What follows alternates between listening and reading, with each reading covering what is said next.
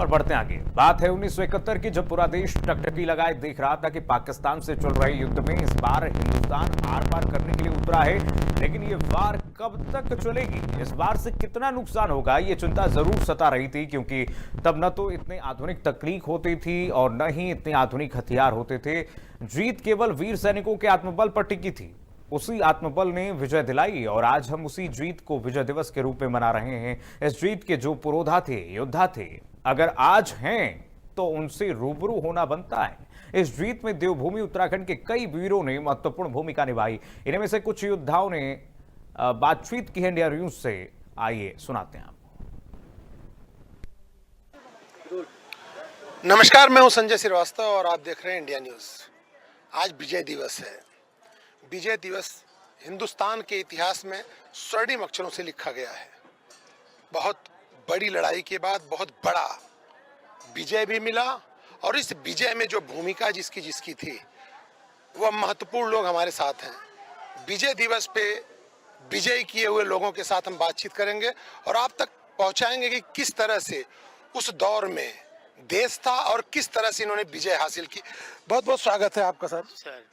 Sir 71 की लड़ाई, सारा देश तब यह उम्मीद नहीं करता था, न हम इतने ताकतवर थे, न हमारा नेतृत्व जिस तरह से लड़ाई लड़के जीतने की स्थिति में होता है वह दिखाई देता था।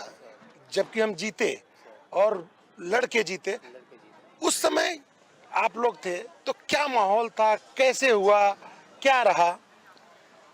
पहले तो सर नाम बताइएगा। मेरा नाम हौलदार बगीचा सिंह सिग्गी सैना मेरा है सर। तो उस समय मैं 11 सिविल रेजिमेंट में पोस्टेड था। तो हमारा इलाका राजस्थान पड़ता है, बाड़मेर सेक्टर पड़ता है। तो उन्होंने अचानक रात को जब उन्होंने अटैक कर दिया तो हम भी एकदम से, हमारा सेना भी एकदम एक्टिव हो गई, उन पर टूट पड़ी। तो वहाँ से जैसे ही चले, हमारी इन्फेंट्री ने उनको 70 किलोमीटर तक उनको रुकने नहीं दिया। 70 किलोमीटर हम 3 स्टेशन उनके रेलवे स्टेशन कैप्चर करके अली पर्वत में जाके हमारा स्टॉपेज था। तो अली पर्वत में तक कम्युनिकेशन देना बहुत मुश्किल था। क्यों? वहाँ पर सड़क नहीं था, पानी नहीं था और खासकर ट्रैफिक के लिए बहुत मुश्किल था। जाने आने के लिए रास्ता नहीं था, खाना नहीं था, पानी नहीं था।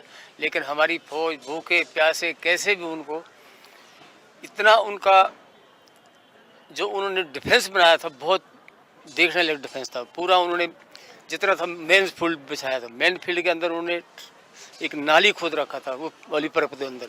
उस नाली के अंदर जो उन्होंने बैंकर बनाया अपने सोने के लिए, और वो नाली के अंदर मतलब खड़ा खड़ा आदमी चल सकता था। लेकिन वो सब करते हुए भी हमारी जो इन्फेंट्री थी उन्होंने अपना उनका पीछे दिखाया।